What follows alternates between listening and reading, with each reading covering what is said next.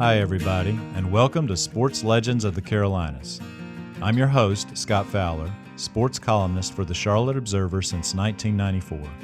And in this podcast, I seek out some of my favorite sports legends who made a mark in the Carolinas over the past 3 decades, and ask them to tell me stories from their time on and off the field. Delhomme fires to an open Smith. Steve Smith is going to go all the way, and the Carolina Panthers win in overtime. We're 5-1, and you still feel pretty good about yourself. You could have sworn we were 0-6. John Fox ripped our team a new behind in that team meeting. For this episode of Sports Legends of the Carolinas, I'm happy to have quarterback Jake Delhomme. Delhomme became a cult hero for the Panthers not long after his arrival in 2003 as an unheralded quarterback who had not been drafted. At the time he got to Charlotte, Delhomme was already 28 years old, and he had started just 2 NFL games. But in Carolina, Delhomme found some magic dust and sprinkled it on the rest of the team. In his very first game against Jacksonville, he came in at halftime and led a comeback victory. That 2003 team went all the way to the Panthers' first ever Super Bowl. And that's when you knew, and it really started to kind of change moving forward. Delhomme would end up starting 90 games for Carolina over a 7-year career. He's a member of the Panthers Hall of Honor, the team's primary radio analyst, and one of the most beloved players the Panthers have ever employed. He's also a proud Louisiana native. If you're like most people, it's going to take you a minute or two to get used to this Cajun accent, and then you're going to love it. We welcome Jake Delhomme next on Sports Legends of the Carolinas. Jake, welcome to the show. Good to be here. Glad to be on the show, and it's kind of humbling when you say Carolina, legend. That's humbling, but that's also cool. Well, we're super happy to have you here, and thanks for making the time for us. We're in our studio in Charlotte, and Jake has come straight from a speaking engagement, so we really appreciate your time. And I do want to get pretty deep into your Panther history, Jake, but since we're going to talk before the first Cleveland game and before we see the 2022 Panthers, let's start with some of your impressions on this current team. I know you went to visit their practice, and maybe just start a little bit on Baker Mayfield. And also you had something really interesting to say about Ike Ekwonu and his build today. I want to hear you tell that one too. Yeah, so I wasn't able to go to training camp to watch a practice. I had a little shoulder surgery, and I wasn't going to show up with an arm brace on and be that guy. So I unfortunately, I love to watch practices. I love to just kind of see guys and see what they're shaped like and how they move and interact. And so I went to a practice this last week, and it's always good to see what they look like in the flesh. And we'll start with Baker. Baker's a thick individual. I mean, he looked thick like upper body but lower bodies. When I say thick, like he's muscular, he's put together. He to me, he's almost like a Russell Wilson type of thickness, because I was the honorary captain for the Seattle Panther playoff game in 2015 season. Yeah. And I was floored when I walked out and saw Russell. I knew he wasn't the tallest, but I was shocked at how thick he was. And that's why he's so durable, in my opinion. So Baker kind of resembles that, and pretty strong arm. It's a thump. The ball comes out. And watching him throw yesterday at practice, very accurate. And I think that's something we always, maybe that's what people thought of. But he looked good. It just seems like, and I don't know, I've always believed this. I always believed the quarterback, in whatever way possible, they own a press conference. Yeah. However it may be, it's the starter. You just know. I like to think I could control a press conference the way I wanted to. I like to think Cam Newton could control a press conference. And we were total opposites.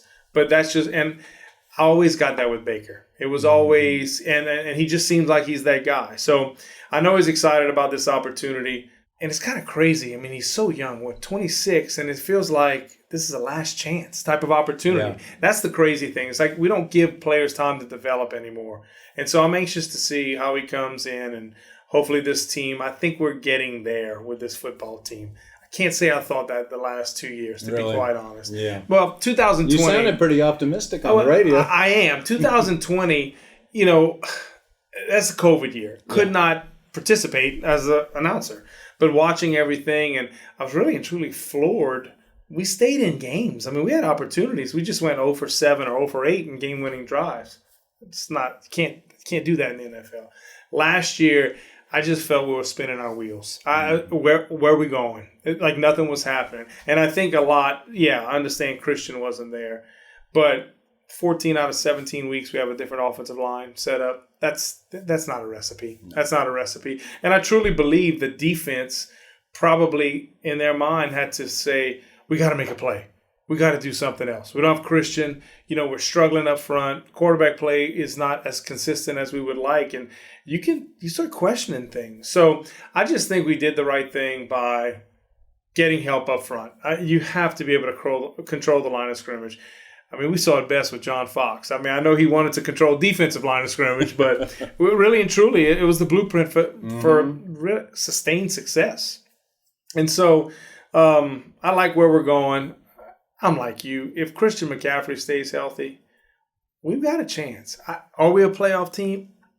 We can be. You just got to get hot because there's going to be a team that's going to go the opposite way that we're all penciling in as a playoff team, and there's going to be one or two that jump up. So that's going to be something that remains to be seen. Love what we did offensive line-wise. Receiver-wise, DJ Morris, the hidden superstar, doesn't make, a lot of noise, I guess you could say. Usually true diva wide receivers make. Right. He is not that high maintenance guy. Yeah. No, he's not. And defensively, listen, we have to stay healthy. I think we're thin on the defensive line, but I like what we have. Brian Burns, it's just different.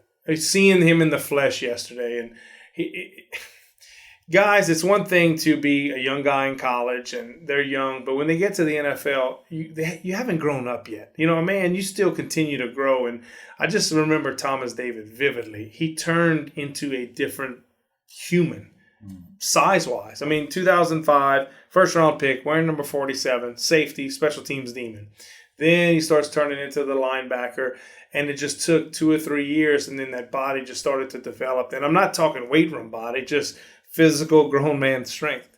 And looking at Brian Burns at practice, I was like, okay, it's happening. You see it. So we need Derek Brown to play like a top 10 pick. I think it's there. I truly believe it's there. I've seen him do it. And so I'd like to see that consistent. Ioannidis was a good pickup for us, the D lineman.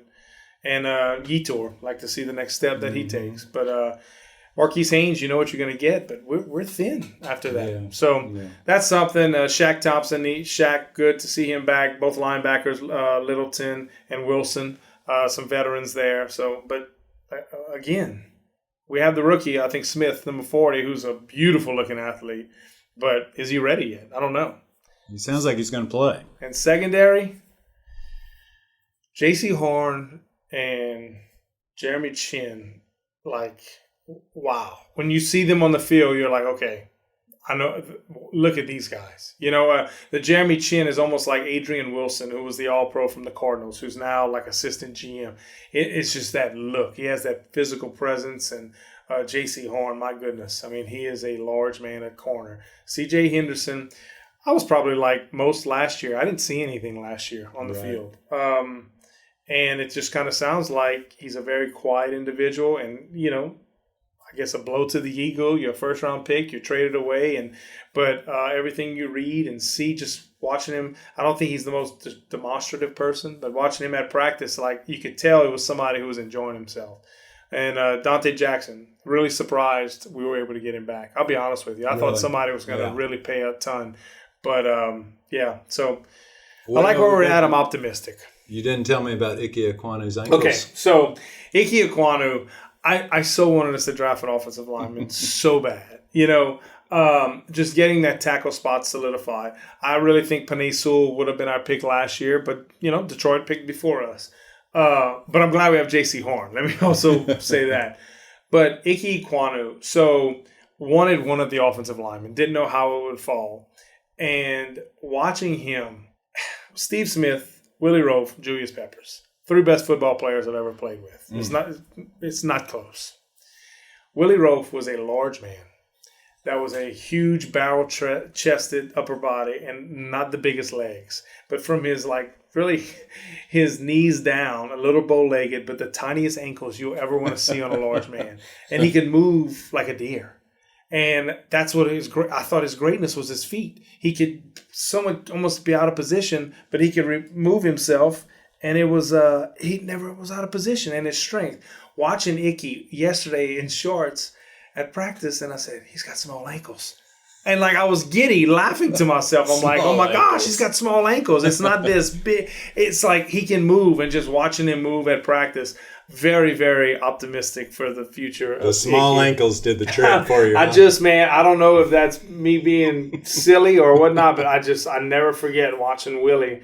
How does he do that? When I saw Icky, I was like, oh, okay, I like it. So Willie Roaf, who was, for those who don't know who Willie Roaf was, explain briefly. He was a top 10 pick out of Louisiana Tech from the Saints. Gosh, played well over a decade with the Saints, left tackle, and then finished up in Kansas City with Dick Vermeil in that bunch. Trent Green, I think. Hall of Famer? Yeah, made the Hall of Fame. I was shocked. He made it on the second ballot. Really shocked because he was multiple times All-Pro. Great. So him, Steve Smith, and Julius Peppers were your three all-timers. Not close. Really? Yeah, when I say not close, not close. Not close. Yeah. They were, it's them and a lot of really good football players, but those three were on a different level.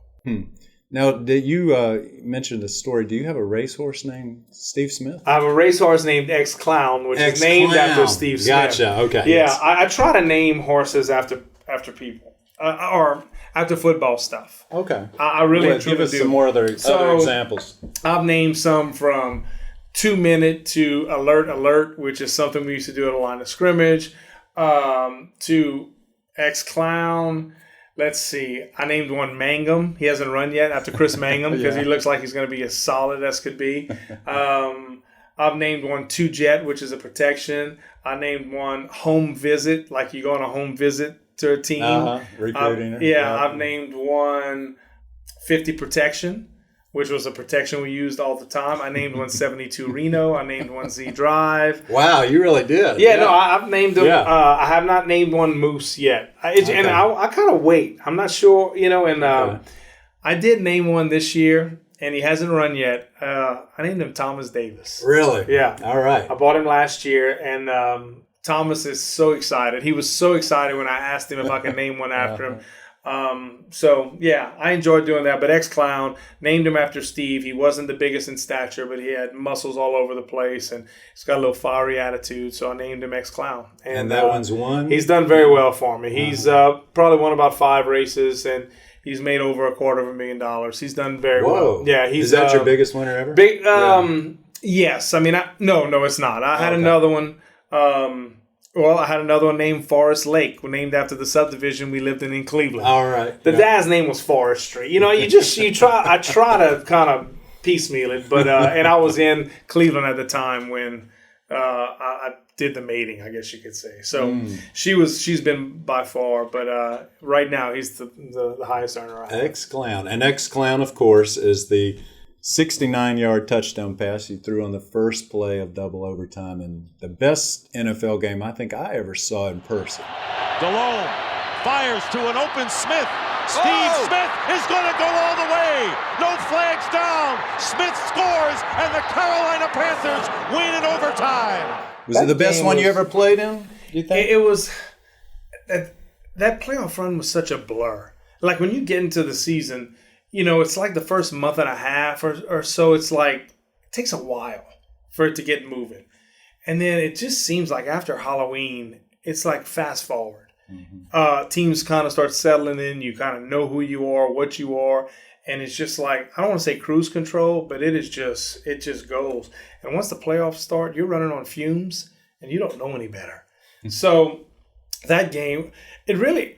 Listen, I'm glad it went to double overtime, and we have this story of X-Clown. We beat that team all game long. It should have never went to overtime. It should have never even come close to overtime. So that's the thing you were think up about. 23-12, I think, we were if I remember. And I want to say we kicked the field goal and made it. But somebody called a timeout, and then John had to re-kick it. And I don't know if somebody jumped off sides and backed it up, and he hits the upright. And it was just one thing after another until, we were finally able to seal the deal. Before we get to a little bit more of that 2003 season, you have told a story previously that I'd like you to tell again, and that is how you chose Carolina over Dallas. I didn't know you were such a big Dallas Cowboys fan. I was the same way. So then you had a chance to be the quarterback for the Cowboys. How did that not happen? Well, I was, and it's just so funny how the NFL works, I guess you can say. So 2002 was my last year in New Orleans, and I was going to be a free agent. And I did very well that preseason and the preseason before. I did well. Mike McCarthy was my offensive coordinator, and I was ready. And but I had to bide my time. And then so as that season went on, I knew I was going to be a free agent. Wife's pregnant with our first, and she was going to have the baby in December. And so, you're grinding away. Listen, Aaron Brooks was the starting quarterback, and he was their starter. Mm-hmm. And so I knew I'd have an opportunity. And so my agents, Rick Smith, Priority Sports, at Rick Smith and Mark Bartelstein out of Chicago, fantastic agents, extremely reputable agents. And so we knew there was going to be some opportunities, and we thought Carolina was going to be one of them. Marty Herney and Rick Smith were good friends, and so sure enough, it came about. Chicago Bears, I think Jerry Angelo was the GM at the time. He told Rick, Jake's nothing more than a backup. We'll bring him in to backup. So that was good. That was good beating them in the playoffs. Wow, I didn't know that backstory. Okay, so, Jake's a backup. But, I visited Carolina first and loved it. Spent a lot of time with Coach Fox. Met Robin at their house in Ballantyne at the time.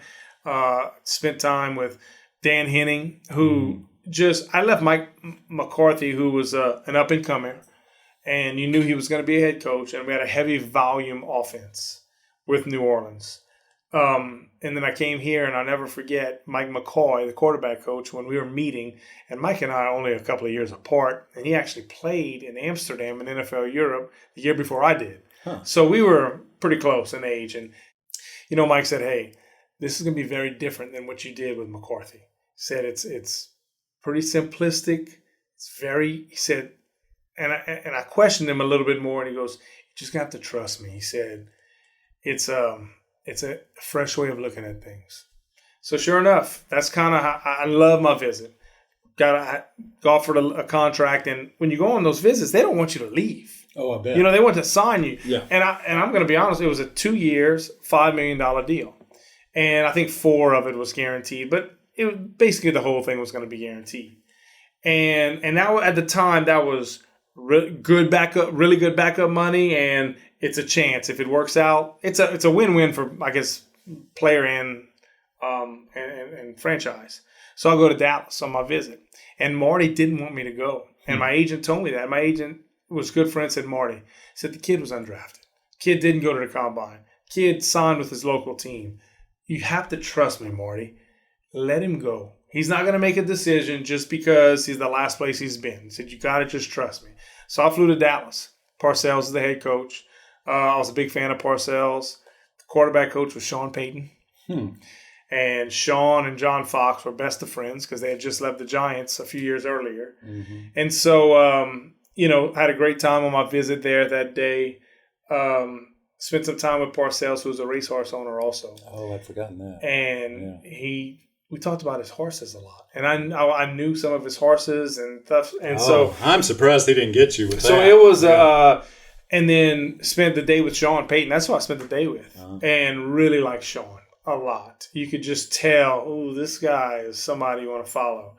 And so it was just going to be a day visit. Jerry Jones was not there, and, spent all day, and I had to go in the side room to make a phone call, talk to that's how it works, to see, hey, and Rick was like, listen, they offered a 2-year, $4 million deal.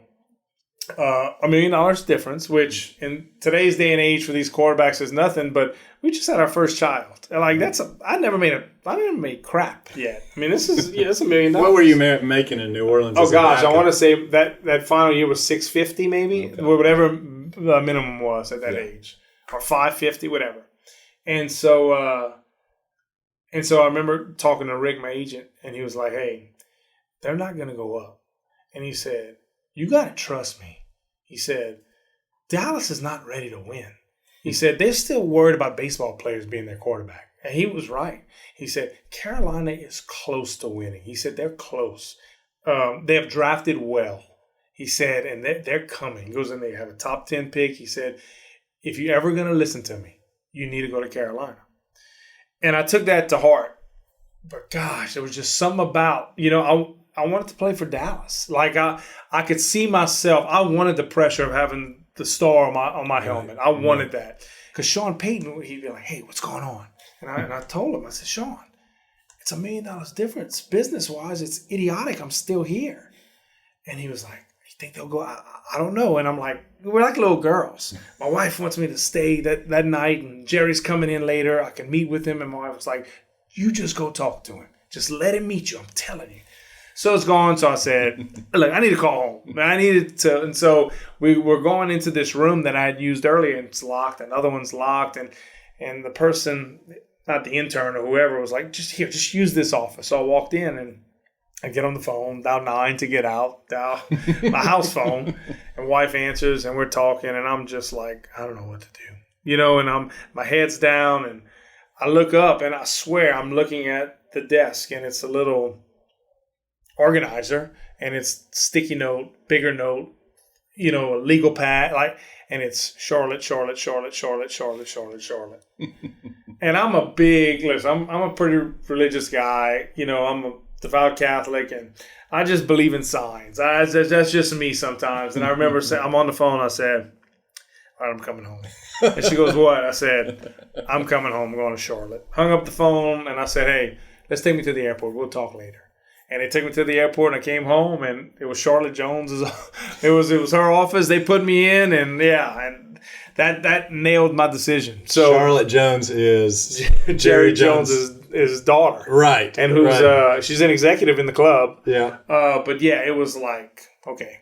They put you in her office, and that lost them Jake Delhomme. Well, and it's and that in $1 million. That in $1 million. Yeah. But it was true. It was just like there was no turning back. All right, that's it. That's what we're doing. Wow. Yeah. Well, that was a sign that worked out so well. We'll be back right after this.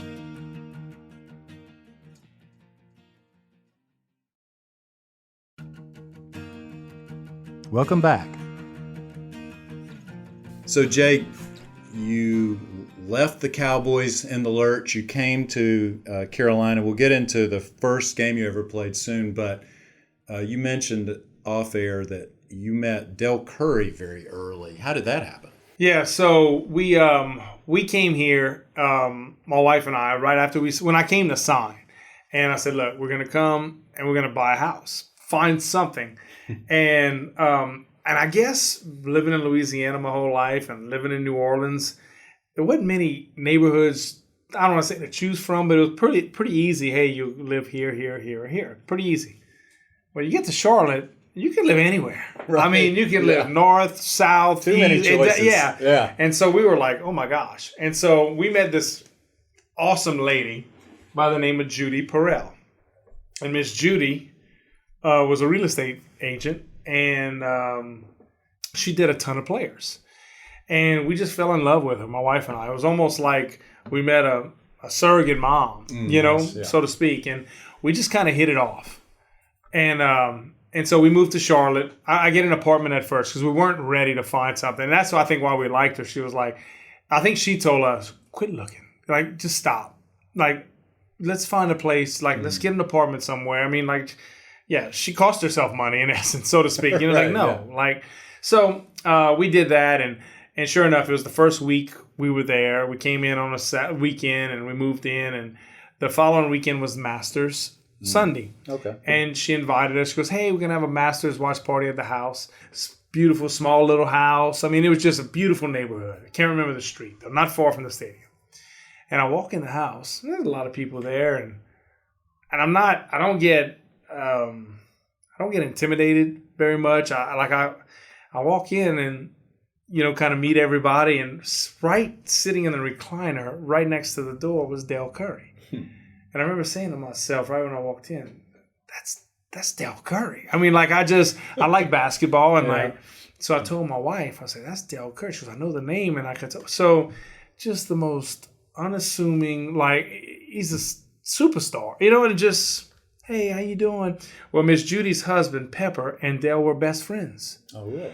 Judy sold Dale a house, and like, she was like a surrogate mother to all the kids. So it was just kind of one of those. And fast forward a couple of years later, there is a surprise 60th or 65th birthday party for Miss Judy's husband at Dale Curry's house. Oh. So I'm following a 2-year-old around at the time, Lauren, and on the basketball court shooting baskets is this little small guy named Steph Curry.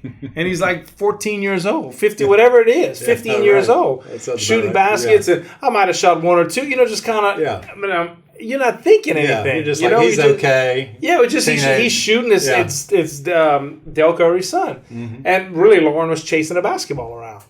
And then he goes to Davidson, and I remember calling home and telling my I call him Uncle Jack. I remember telling him, he was ex-basketball coach, and I said, hey, NCAA tournament, it was a sophomore year. I said, you need to watch Davidson. He said, why? I said, remember Dale Curry? He goes, well, yeah. I said, his son. I said, he looks like he's 12. I said, the jersey's too big for him. I said, this guy is unbelievable. And sure enough, they made it that year. But then Elite Eight. And he was like, this guy's unbelievable. And I said, yeah. And so I just had this, one, it was Dale Curry, and then now you have Steph. Yeah, it's just pretty. And then Seth came to my house not long after. We did something. Good Friday is a very big occasion in South Louisiana, and that is toward the end of Lent. And Good Friday, kind of everybody grew up. You went to your grandmother's house, and there was a big crawfish boil on Good Friday in the afternoon. That's kind of like, that is like the big thing back home. Mm-hmm. And we couldn't go back, that whatever reason, with football or whatnot. So I FedExed 4 sacks of live crawfish up to Chalice Farms in Charlotte. And I had all my boil stuff, and we invited the neighborhood. And my wife, I said, listen, you got to make fettuccine, because a lot of them, they won't know how to peel. And so we're there, and that was like, we brought Louisiana to Charlotte. And I never forget, we had some friends, and I never forget the twin boys who were the same age as one of my girls. And I pulled the pinchers off the claws, because these are live crawfish. I hadn't boiled them yet. Yeah. And gave the kids the crawfish, and they racing crawfish. And I never forget, the wife said, that's about right. She goes, I have thousands of dollars worth of toys in my house, and my kids haven't moved for 2 hours playing with the crawfish. But that night, the person who ate the most crawfish was Seth Curry. Seth Curry. Yeah, that would have been, 2009. Yeah, so I don't know. I think he was up right out of college at that time, whatever. Right. Yeah. So it was kind of funny. It was so that family just became good friends with that family, and I guess Steph's done all right for himself. Yeah, he's done okay. I guess he's done all right for himself. We were talking off air, but I had covered his graduation ceremony at age 34. 13 years later, and they were giving him, crap at the thing for all his former teammates said, well, I mean, that's okay, Steph, but we got our degrees when we were 22. You're 34, just now getting it, so don't be too proud. But it's amazing that he went back in a way. I think it's awesome. It's just such a testament to who he is. I mean, that's who he is. Yeah, yeah. And isn't it odd that now Dell, of course, is the Hornets' primary TV analyst, right? And you guys kind of do the same thing. Well, let's get back to 2003 and Jacksonville. So that game, 14-0 at half, and sort of pick up the story from there. Yeah, so Rodney was named the starter, and Chris Winkie and I, Coach Fox, had a talk with us that week. Hey, both of y'all be ready to play. Jake, you're going to be named the 2. Chris, you're the 3. We're going with Rodney, and we'll see how it goes. And I think everybody kind of knew, Rodney came in to back up Chris the year prior. It just so happened, Rodney played well, and the team overachieved. They went 7-9. I don't think anybody thought a 1-15 team would go 7-9. And so Rodney was the incumbent, but Rodney was in retirement mode at that time, and I don't think I think he was ready to be a backup. Yeah, Rodney was fine and happy, and I mean, he was Rodney freaking Pete. You know, I mean, watching him at USC and played forever. You know, he was Jesse Jackson married him and Holly. He was the mayor. I mean, Rodney was the mayor, and just beloved by the locker room, and so we would struggle, and we get booed out the stadium going into halftime. We get booed, and I remember, and I'm saying to myself, like they probably gonna pull him. He just had an idea, and Mike came up to me and looked at me. Okay, buddy, you're going. Jaguars. Rodney Pete pulled third quarter. Jake Delhomme replaces Pete. He had an intriguing second half, and that was it. You know, and next thing you know, I get called in the game and played against Jack Del Rio. And he was the head coach in Jacksonville who had just left here because he was a D coordinator. And, you know, it wasn't the cleanest half, but we went right down the field. We were able to get a touchdown, kind of got the crowd into it. And then in the fourth quarter, we were able to score a couple of more touchdowns. I was able to hit Steve on the back shoulder. And then a 2-minute drive, you know, to go down the field. And fourth down, you know, it's how you write stories sometimes. Fourth down play, and Ricky Proehl was the fourth read on the play. You know, they only rushed 4, and this one wasn't here. And to his credit, and that's what made Ricky who he was, he still ran the play like he was the primary guy, and he did what he was supposed to do. And, you know, I had the protection, and I was able to hit him, and, you know, we won the game. So it was awesome. It was storybook. It was kind of like, how do you act, so to speak? And it was just great. It was that was the start of something big. Little did we know. Little did you know. 7, I think, or maybe 8 fourth quarter comebacks in that season. The Cardiac Cats nickname was born. I was watching a highlight of that. So it's 4th and 11 from the 12. I believe that's Proehl, what it was. I think. Yeah. The Proehl TD. 22 seconds left. Panthers down 23-18. And you throw it just to his fingertips. I mean, barely over a defender. Yeah, Jason Kraft, I believe, was the corner. Who it was? Yeah. And so then you come flying up there. I mean, like in a full run. This is it. Delhomme to Ricky Proehl on fourth down. You remember sort of emotion there? You kind of get in the moment in a 2-minute drive, like.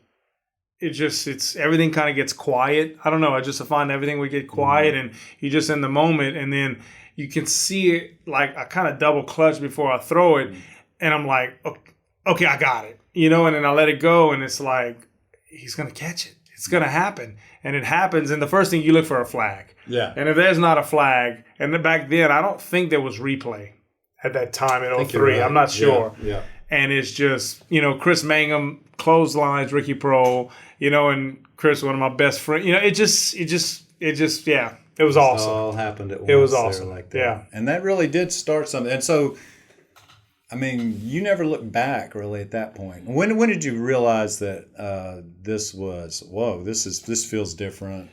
The next morning. I knew it that night. We went back to the apartment, there was no family in town, just Carrie at the game. We had a babysitter for Lauren. So we went back to the apartment, and it was just us 3. And the next morning driving in, Dan Henning called me, and he said, okay, you're the starter. Like, it's a long season. And I think he was so good for me because he had been through so much. Dan never got flustered. He never got. He was in his 60s. He never got flustered. Yeah. And he was like, "All right, you're the starter." Basically, telling me, "Yeah, Rodney's not playing again. You know, it's your team. Things are going to change. You're going to be looked at different and stuff like that." Just kind of giving me that grandfatherly type advice, so to speak. And that's how it was. And you know, it just kind of went from there. And we started out 5-0. Yeah. Went to Tampa. Really didn't play well that game, but they were fast. I mean, that's when I saw, oh my gosh, like I see why they won the Super Bowl. You know, it was fast. Beat Atlanta at home pretty easy. We played the Saints week 4. Never forget that. They came to play us, and we beat them that must have been big for you. That was Every big. time you beat the Saints, I always slept unbelievably well the night before a game. Like, that was my best night's sleep for whatever reason. I was so wide awake early that morning to play the Saints, and I was worried. I was like, okay, you're too juiced. You're too, because that just wasn't me. But I wanted just to beat them so bad because, like, you know, hey, I wasn't good enough for them. Very simple. And Baker's going to have that feeling next week. He's going to feel that. And I'm glad he's actually said, listen, I'm not a robot, guys. This is going to be, I want to beat him. Yeah, you got to be honest. Yeah. But I mean, I tried not to. Right? I tried to say, "Hey, listen, that was then." No, I mean, you want to beat them, sure. And we beat them, and then we go to Indy and beat them. We're 5-0, and then we play Tennessee and Steve McNair, and they whipped our tail in Bank of America Stadium, and we're 5-1. So you get in the next day on a Monday, and you still feel pretty good about yourself. We're 7-9 the year before. This team, we're 5-1. Tennessee's good. We didn't play that well. John Fox ripped our team a new behind in that team meeting. You could have sworn we were 0-6. I mean, he just lit into us like no other. But that was he knew what he was developing this football team. It wasn't like 7 wins, 1-15, and 7 wins. Like, no, this team is more than that. And that's when you knew, okay, all right. And it was a certain standard and it really started to kind of change moving forward. Thanks so much for listening to Sports Legends of the Carolinas. You've just heard the first half of our conversation, but there's much more to come. Do you see any similarities in Baker with you? I do see some similarities, yeah. I mean, you want to win, you got to have to take a chance sometime. Will he do that this year? Probably so. I had a great run here. I get cut, rightfully so. Then I go to Cleveland. Listen, Baker started out in Cleveland. Maybe he can come here and it can be a good run. You know, it's kind of be the reverse. For that, please purchase a premium subscription to our show, exclusively on Apple Podcasts. And for video of these interviews, visit charlotteobserver.com/sportslegends. Delhomme gonna go deep. It is caught. Touchdown. I'm Scott Fowler, and this is Sports Legends of the Carolinas. This show is produced by Jeff Seiner and Cotta Stevens, and the director of audio at McClatchy is Davin Coburn. For lots more content and to continue supporting this kind of work, please visit charlotteobserver.com/sportslegends and consider a digital subscription. Connect with me on Twitter at Scott_Fowler or by email at sfowler@charlotteobserver.com. And don't forget to subscribe, rate, and review wherever you listen to podcasts. And if you like what you hear, please share with a friend. See you next week.